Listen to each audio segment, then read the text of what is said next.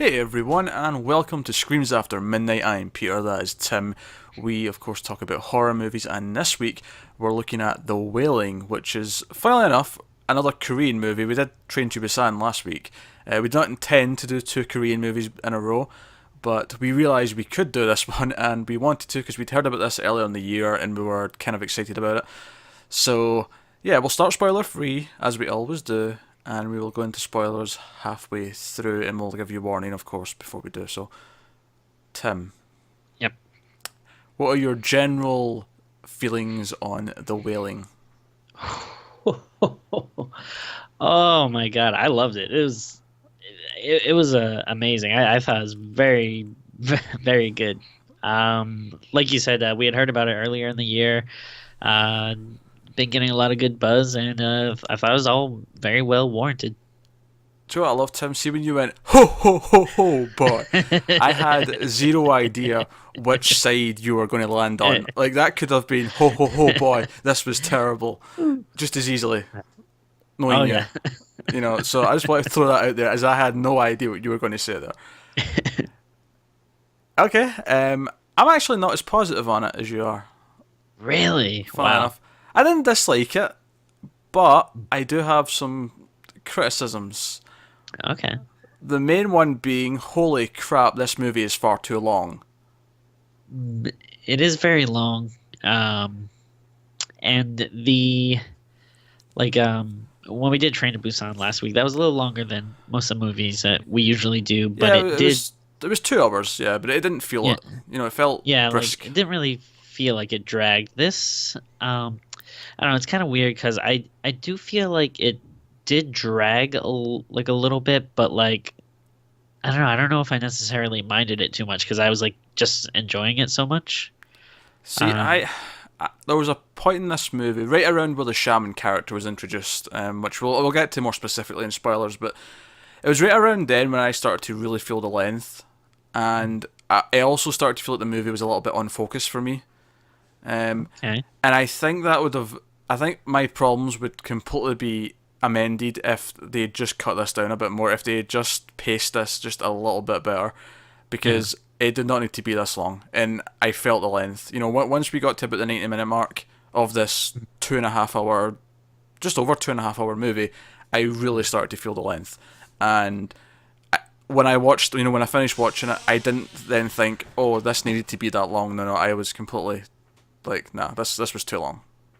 Yeah, they could have shaved it down a little bit. Like, it probably could have been a solid 2 hours. I think, but um, yeah, I feel like if I'm gonna have any complaints, that's gonna be the only really big one. Like I said though, it's like still like there's stuff you could have cut out, but I don't think that there's anything that like I didn't like. There wasn't anything I was like, oh, this is stupid. They should have just cut this out. It's like, oh well, maybe stuff could have been cut out or trimmed to save on time, but I don't think any of it was necessarily bad. Maybe, I don't know. I wasn't that keen on the shaman character, if I'm honest. I feel like you have to have him. Maybe, Uh, but they could have reworked him a bit. Like, I don't know. There was a point where his like rituals were going on for so long, and I was actually getting annoyed at the audio because there was just this constant drum beating going on for like a long time. You know, See, I loved that scene though, and but I don't know. I kind of liked it because maybe I'm just so far removed from this culture that I thought it was fascinating. Like, I mean, I mean, I have no idea what these kind of ceremonies are like. Maybe it's not anything like this at all, but I was kind of imagining to myself like, oh, like this is something that they probably do, and it's just something that's so not a part of like my culture that I found it really fascinating. it kind of lost me at that point. It lost me for a good half an hour around then. It won me back over in the last, I don't know, 20, 30 minutes. Like, but it kind of like it felt really unfocused to me, where it spent too long exploring all the different strands that it could have explored, where had they just tightened it, had they just brought it in a little bit, I would have been more consistently entertained and intrigued. Whereas I'm going to be honest. There was a point during those shaman scenes and the scenes that followed it where I was just kind of like, okay, what part of the runtime am I at? How long's left? I was checking my watch. I'm not going to lie. No, I mean, I think that's fair. I can see it. For me, I feel like I was just so immersed in this world, and I kind of liked like how like in depth it was, and like it focused on like different characters and locations and stuff that I don't know. I was just totally sold into it. Don't get me wrong though. Obviously Uh, I'm starting off. I'm kind of just trying to balance your exceedingly unrelentless positivity because there is lots of things that I did enjoy about it. I thought yeah. it was filmed really well. I thought there was some really. I think really early on in the film, there's a really strong sense of dread where everything's kind of out of the character's control. You know, and the main character who's named John Gu is a cop, and he's investigating these sort of really bizarre crimes where someone has seemingly went crazy, had body marks. It's almost like they've got a disease all over their body and killed their loved ones in some sort of insane act of violence, and it then happens to someone else, and that's kind of what he's investigating. And it kind of becomes personal once someone close to him seems to be infected with whatever this disease or whatever is. You know what's crazy is like there's a lot of a lot of different stuff going on in this movie. There's kind of like a possession aspect, like almost like Exorcist. Like there's also like this kind of these people getting this kind of rash thing and like attacking people, so it almost feels like a little zombie like. And then you got like all this curse stuff, so it kind of reminded me like a little bit of like Ju-on, and it's like a weird like hodgepodge of like these different um you know horror aspects, but I thought it like all weaved together in a very cool, interesting way. Whereas I would use the word unfocused. That's kind of what I felt. As it was getting further along, I was feeling like they were mixing too many things in, and it didn't feel like it was landing on anything for me. Because That, because the first hour for me was really strong. The first hour when it was all yeah. mysterious, and it was just, oh, who's this like strange Japanese guy? Like, is he called? Because obviously it's Korean, and they're talking about this old Japanese man who's moved into the village. Like, is he the one causing this? Is he like a warlock or a demon or whatever? Is he causing what's going on here? And I was like really intrigued by the mystery and all that. But then they started adding things onto it, and it just became a bit kind of convoluted for me, and I wasn't really. Now, part of that's kind of the point, and I can't really talk about that until spoilers. But for me, the plot just kind of lost me. Like I said at one point, and I was just kind of like, I just lost interest in what was going on, and that sounds really harsh, and I guess it is kind of harsh, and it's a shame because I was really looking forward to this. And I think there was a lot of really strong elements to the movie. There was a lot of great moments, especially in the cinematography and stuff like that. So we have this Japanese character who the town have been like spreading rumors about, and like he might be the cause of what's going on. But a big part of the movie is if he is like, is he anything more than a man? Is he, or is he not guilty? Is there someone else? Like there's a lot of confusion as to, and I like that part of it, and I like the build up to that, and like, you know. And also just how kind of dark the movie got with like the stakes. Like, Oh yeah. I don't obviously don't want to spoil anything, but this Mhm. movie gets kind of dark. It gets like biblical, one might say. Yeah. And it's really interesting. I mean, I think one of the reasons why I like a lot of these movies is I don't know if it's a cultural thing, but it seems like they just when you watch a movie like this, they just have a different way of kind of like looking at like ghosts and demons and stuff, and yeah, it's like a really cool thing where like they kind of keep questioning what or who this man is, and it's very different than like the type of a ghost you would see in like an American horror movie or something. Yeah, like I said, I really appreciated the build to all this. There was actually a point like just before the 2 hour mark where I thought the movie was legit ending. Where I Oh felt like yeah, I you know you what could you're have talking about. you could have faded to black here and rolled credits, and I'd be like, oh Yeah. yeah, sure, not bad. Still wouldn't have been keen on the shaman stuff, but like that would have been a decent ending. But then it went on for another 40 minutes, and Yeah.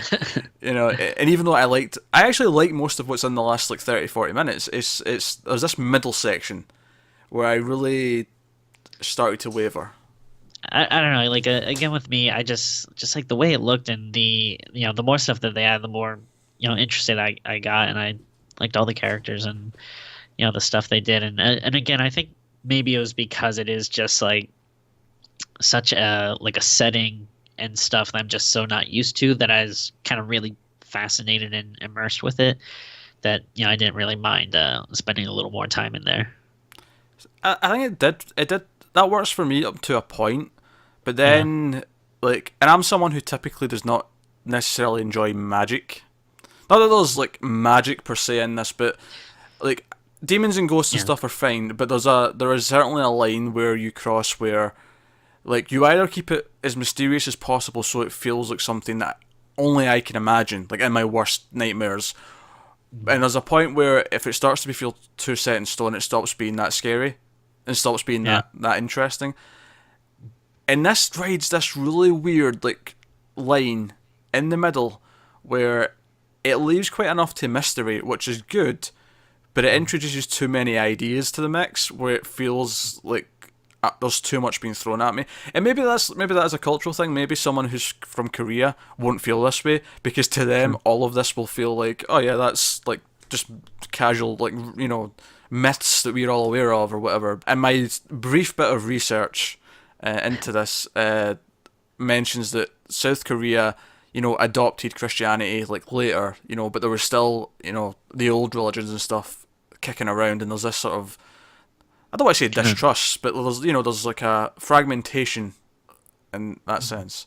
And I think a lot of the film is playing into the unknown of this because I think the lead character Jung-gu, he a big part of his character is that he doesn't really commit to anything, and even when it's brought up like how did this start happening to me and my family, it's because you were uncertain because you had no conviction, uh, and I think Yeah. that's a big part of his character. So I think it's playing with a lot of really interesting things. They just, I don't know, the pacing and there's like a good 30, 50 pages of script that I would have torn out. One thing I did want to uh, ask you real quick is, did you notice if there was like, it seemed like there was kind of a weird, like little bits of comedy in it too? And I don't know, like, necessarily if stuff was supposed to be like, played like so funny, Um, but there honestly, were like some weird comedy beats, I no, thought. I know exactly what you're talking about, but honestly, that's just a Korean thing. I've noticed that in lots of Okay. their movies, even other like really dark, serious films where you wouldn't necessarily expect comedy. They seem to have these little beats. And you'll notice that there was none in the last half. It tended to be in the first half during the Right. setup. Once things got serious, they stopped happening. But even Yeah. something like Memories of Murder, which is a very serious, like sort of a crime thriller. Like there's a moment in the first like 20 minutes of that where a cop drop kicks someone, and it proper cracked me up when I seen that movie. And but the rest of the film is like dead serious. It's got dead like they're not afraid to do that. Whereas American No. films tend to, no, if this is the tone, we're sticking Yeah. to that tone from start till finish. So yeah, I feel like we're dancing around spoilers. So I, Okay. I would probably think we should go in to the spoilers because there's not a whole lot. Obviously, Tim recommends it. I wouldn't not recommend it. I think there's a lot to like in the movie. I think the filmmaking in a lot of places is really strong. I think a lot of the core ideas, and it does build a great sense of dread. But unfortunately, there was a point for me where the dread went away, and I was just kind of bored. And I waited for it to get better. And while the last like half hour did make it more interesting again, I don't know if it quite won me back. Like I was, I was. It was kind of like, well, yeah, but I feel like I just wasted the last like 40 minutes or whatever getting there. I don't know. It's a weird feeling, but unfortunately, Interesting. I was not super into it. If you were comparing this to Train to Busan from last week, I liked that way more. But hey, sounds like I'm being super negative, and I don't mean to be too negative because It's. I mean, you can't really help if that's the way you feel.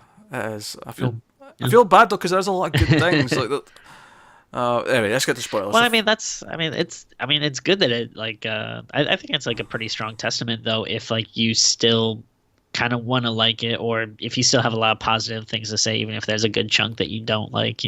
It's it's almost more frustrating to talk about. Yeah, no, I get that. It's especially hard when it's like one very specific complaint, because if it's like, when we watch like just in general, like a really bad movie in general, you have like, 15, 20 different things. You could be like, this suck, this suck, this suck, this suck. And then, but then when it's a movie where it's just like, well, there's just like this one aspect of it I really don't like, or, it's kind of a little hard and I, to I, really talk I, about much else. I honestly don't know what's more difficult. Talking about a movie like this where I liked a lot of it, but there was just these one or two giant gaping flaws that really upset me about it, or Yeah. a movie where I just don't care at all, and it's just those sort of meh. Oh, it's okay. I have nothing good, particularly good to say, nothing particularly bad to say. Like that's Yeah. also really difficult. Whereas this is, I don't feel like this happens as much to me.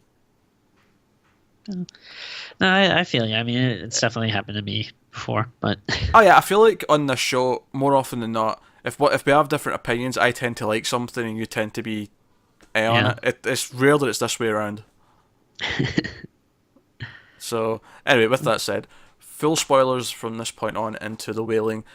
You have been warned. Now, obviously, the other main characters in the movie are even credited as the stranger, who's the Japanese man, the woman with no name, or the woman of no name, I should say, who is the mysterious lady who plays a bigger role as the film goes on towards the end, and the shaman who seems to be something of a con man. At least that's the kind of vibes I was getting from him. Well, I kind of liked that, like, yeah, I was kind of getting that at first, but then it did feel like, towards the end, like, he didn't just like run away or something. Like he came back to, where everything, like the house and stuff. Well, I think I'm more inclined to believe the woman of no name about what's going on because obviously in the final 20 minutes of the film she warns Jong-gu about if you Not, go, I've set a trap for the demon, and if you go back yeah, to the family, your family, you will ruin the trap and it will not work. And because of the previous scene with the shaman where she makes him like vomit blood, yeah, and she says that they're in cahoots, like he's working with the demon, that all kind of yeah, seems to add up to me. Like that makes sense because she was making him vomit blood, and then when she said don't go back, your family will die, he went back. We see the trap that she set, like it withered and yeah, died. withered away. Yeah. Yeah. And then Yeah. of course his family was dead, and then he get killed as well. Like everything she said came true. I'm inclined to believe her. Yeah, I think I believe her as well, but like I was trying when I was watching that, I was trying to put myself like in the like headspace of the main guy, and like yeah, I don't know what I would have done either. It's like such a hard choice to make.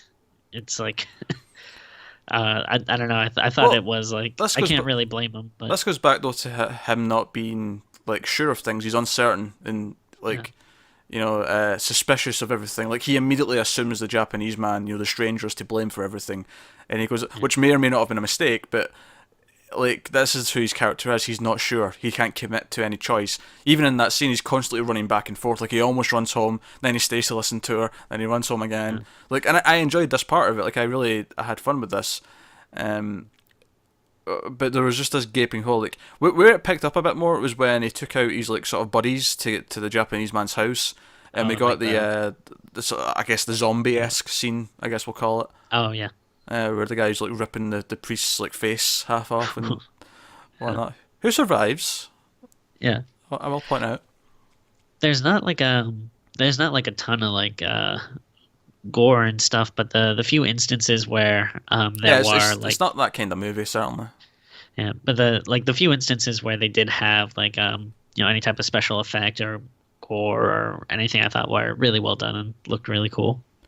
Yeah, I think another part of the movie that maybe kind of in a weird way kind of bothered me is that I liked the first like 30, 40 minutes so much because it was setting up a lot of cool stuff, and I liked that Jong-gu and his partner were like these cowardly cops who Yeah. at that scene they're in the police station at night and the power goes out and they see the naked Yeah. women at the door and they both shit themselves. They're like Yeah. terrified and they're really bad policemen, and I thought that was a really interesting thing. And and they set up his daughter as well, who you genuinely really like.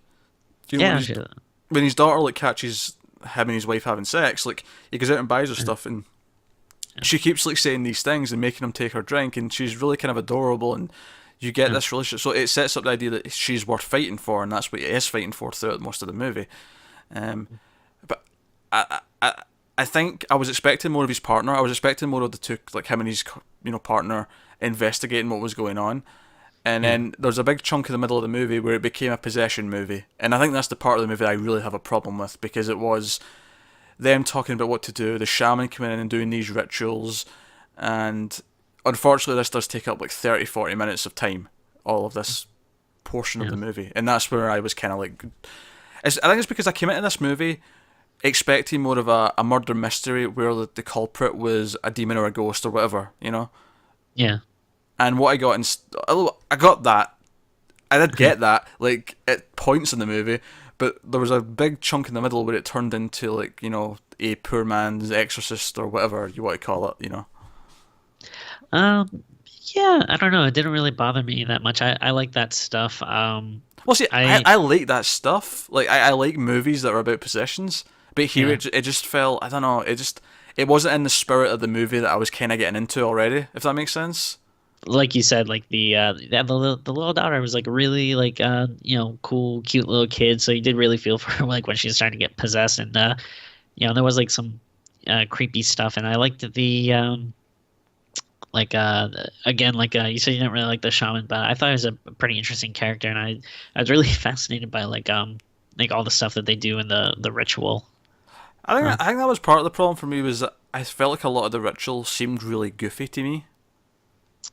it's one of those things where it's like, oh, like when I'm watching it, it's one of those things that seems like so kind of like goofy and out of place that it actually makes it seem like more realistic to me. Because I feel Okay. like, like in a weird way, because it's kind of like, oh, if you were to describe, because they still do like exorcisms and stuff, like out there. Like I have a Define out well, there. well, like in like different parts of Asia. I don't really know much about Korea, but I grew up with a friend of mine who was a Laotian, and he would talk about how his grandfather like was an exorcist and stuff, and he would like tell me stories. So it's not like a thing that was like you only think back to of like the 1800s or something. You know what I mean? I think the problem is that it just looks silly after everything else feels so grounded, and that's part of why there is this sense of dread for me when it's hinting that there might be some presence here that's causing all this. Because I'm like, this world feels so real. They're out in the pouring rain. It feels like this hardened mystery of a film, and then like half an hour later, I'm watching someone with blood in their face dancing around a fire, and it took me out of it. Like, it disconnected me from the experience. Yeah, that's weird because I kind of had the opposite feeling where I felt Huh? like, That's oh, this interesting. is probably like, to me, and again, like I understand how there is kind of a goofiness aspect to it because yeah, it is like a guy like jumping around and like kind of like dancing and stuff with this music going on, but at the same time, I was like. And I don't really have any basis for this, so it's not like I can say like, oh, I'm an expert and I've seen what exorcisms look like or anything. I'm not. But for whatever reason, to me, it felt like I know your favorite phrase, but like to me, it seemed like oh, like this is probably like what it would look like. Do you know what I think maybe the other problem I had with this section is that I knew from the start it was like pointless. Like, I knew it Yeah, wasn't going to work. I knew whatever the solution was going to be at the end of the movie was not going to be this. So the entire fight, true. right from the start, I'm like, this is probably a waste of time. This is not going to work. Even if it seems like it works, they're going to Yeah, twist it like 5 minutes later and it didn't work. true. Yeah, I can see that. And Yeah, don't get me wrong, I know that Jong Gu, like him making the choice to interrupt it and stop it again, is part of his character. It's part of him being undecisive and not being sure what to believe in or what to trust. That is a big part of who he is. I get that. There was a point to it. And the funny thing is I can't even say that all the stuff that gets spent on, that the time gets spent on in this movie doesn't have a point, because I think it all does. I think the writer director, I think they're trying to say something with almost every scene. It's just I don't know if it, like, it just took me out of the movie. Is the long and short of it. It took me out of the movie. And but yeah, there was great stuff I loved. Like, after the sort of the he takes his like friends up to go and get the Japanese guy, and they have that whole chase sequence. They have the zombie sequence. It's when they're driving back, and the Japanese man like falls on the truck, Yeah. and they throw him over. It was that fantastic moment afterwards when the camera's like looking up at Jong, and it just like pans across, and you see the woman in white just in the Yeah. trees. And I loved that shot. It was a beautiful shot. More moments like that. I liked her part in the movie as well. I actually really enjoyed all her stuff. Yeah, she's good. I was gonna talk a little bit about the Japanese man himself, Yeah, sure. who I just thought he was a really interesting character, and I like the kind of talking about earlier about how like it's just like a different way than I'm used to like looking at or thinking about ghosts and stuff, and like I like how this it was like and I guess it goes for everything in the movie. Like all like ghosts and demons and spirits are a lot more normal, like in this like world, or the setting or whatever. And like, so I like all that stuff where they're talking about like, oh, like is this guy a ghost? And it's like, well, how can he be a ghost? He's a living man. And it's kind of like, well, is he a living man? And it's like, yeah, when you think about a ghost, you'd think about someone in a haunted house, like a floating see-through guy. And this, it's like, well, it's like a guy that's living in the village, but hey, maybe he is a ghost. And I just like that kind of weird, like, enigmatic way of like, looking at it. And It's kind of weird they kept calling him a ghost. Because see at the end of the movie when you see him kind of like transform, yeah, I was like, well, that's not really a ghost. It's more of a demon. But maybe to them, like it's one and the same kind of thing.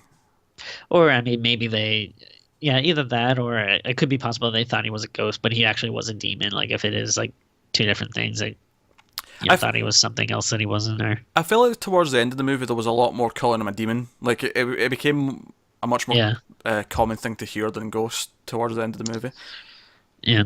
And then I like that like by the end of the movie, it kind of ends up becoming like this, like, and I don't know if this is more problematic for you, but it goes from feeling like a little bit more of a personal story to like kind of like bigger, like almost battle between demons that like this, like poor guys just kind of caught him in. See, I really like the idea that there was a good one, and obviously it plays a lot with the idea of which one is the good demon, which one, or not demon, but we call him an angel, but like there's a good force, playing against the evil force, and we're maybe not sure which one's which. I think by the end of the movie, it seems really clear that she's the good one, he's the bad one.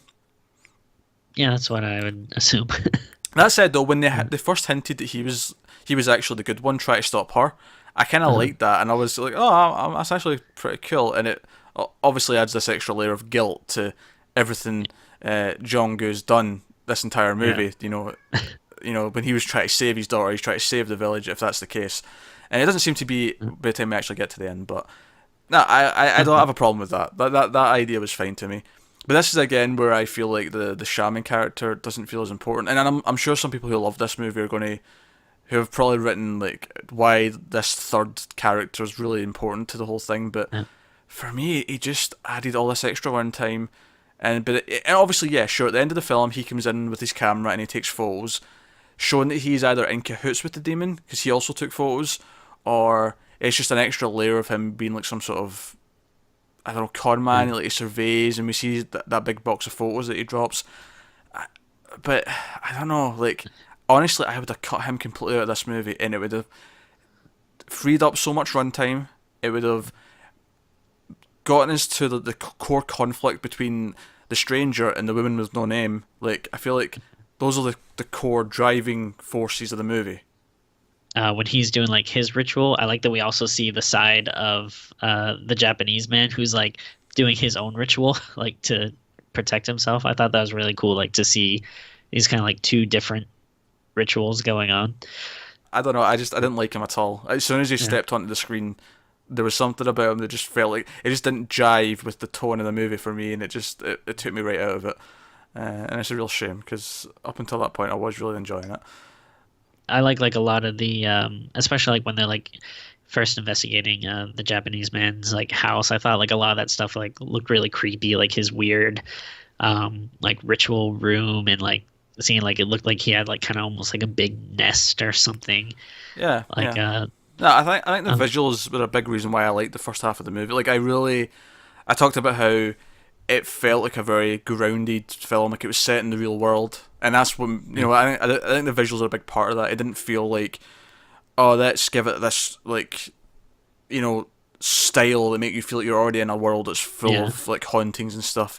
It felt like normal people who were getting this sense of Uh, dread from something they didn't understand. yeah, and I don't know, maybe it lost it with like towards the middle with you, but I felt like a pretty constant like feeling of dread throughout the whole movie.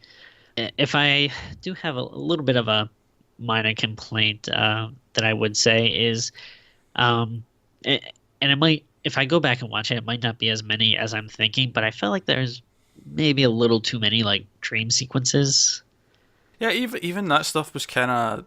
It felt like it didn't go where it. Not where it should have, but he keeps having these dreams of the old Japanese man like coming at him with these bloody red eyes, and it made me feel like at the start, oh, him or his family have been chosen, especially when his daughter started having Mhm. same nightmares, or so it seemed. And then it didn't really feel like it went anywhere. Yeah, it was like Do eh, you disagree with that? Do you think it went somewhere? no, not really. Yeah, it felt like very out of place. I mean, I don't know if it's just like, if you want to chalk it up to something like, um, like he's seeing visions of like what's going on to some of the different people like in the village or something. I don't know, but then it is kind of like pointless. See, it was fine when I thought it was building to something. Like I was okay with the scenes in and of himself, but Yeah, it didn't seem like he was actually being targeted specifically. yeah, it was So kind of weird. yeah, so I don't know because then it was like, okay, his daughter's being targeted because of what he's done now, and that's fine. But he was already having the dreams for like he already had like three dreams by the time he got to that point. Yeah, So I don't know quite what the point of that was, other than just to be creepy and scary. And my cats are yeah. fighting in the other room. You can probably hear that. Shall we get to ratings then? Yeah, we can do them. Um, Man, I'm having a really hard time with the ratings, and the only reason, like, I'm gonna give it a really good like high score, but the only reason I'm having a little trouble with it is because we did Train to Busan last week, which I liked a lot, and then but now I'm trying to think like, oh, like, do I want to give this like an 8.5? But then I'm like, oh, but that's why I gave Train to Busan. I don't know if I like it as much as that. Um, I so it's definitely don't like it as much as Train to Busan. Yeah, it's really, really tough for me. But I think I'm gonna give it a slightly lower score. So I'm gonna give it a very solid 8. Um, so half a point down from Train to Busan. I think that I didn't feel the complaints as much as you, but I do agree it did drag, and even though I liked it, it still doesn't like it. Still probably would have been a little better if it was trimmed up a little bit. So Yeah, yeah, I would have that's it. happily cut a good half hour. I would have gotten this down to 2 hours or just under 2 hours, Yeah, ideally. I would have made some big changes to the script, eliminated an entire character, and got into this idea of these two opposing like demons or ghosts like fighting to try and save the town, or one's fighting against the town, one's for it. I would have gotten yeah, to that quicker because I do feel it lingers around a lot. Once we get to the daughter's possessed kind of thing, and we need to have an exorcist, that at that point it kind of lost me, which is a shame because there was a lot of really good things about it. So I can't score it too lowly because I think it's a very well made film. It yeah. just it felt like to me it meandered quite a bit, and I lost interest as a result. So for me, I'm going to go with a 6.5. No, so that's the Wailing. Unfortunately, kind of disappointing for me. I liked a lot about it, but I was looking forward to watching this for like the last like 5 months or however long I've known about it, and Train to Busan, which I did not know No. about. A few days before I watched it, ended up being better. Actually, this is the third Korean movie I've watched in a week because I watched The Handmaiden this week as well, which is not a horror movie, but I do recommend it. It was really good. No. I like that. It's Park Chan Wook who made that, and he's fantastic. So no, that's The Wailing. If you've seen the movie, of course, let us know what you think of it in the comments below. Like and subscribe and all that stuff. Other than that, guys, check out other stuff that we do here on the channel. Me and Tim do Tales from the Crypt reviews every weekend. We've also been reviewing Ash vs. Evil Dead as part of the regular TV reviews, although I do most of them with Connor, and we do a bunch of other TV shows as well. Scream Queens, for example, might be of interest if you're into horror movies, of course. Other than that, though, obviously the last few episodes of the year, over the next few weeks, will be Christmas themed, so look forward to some Christmas horror movies.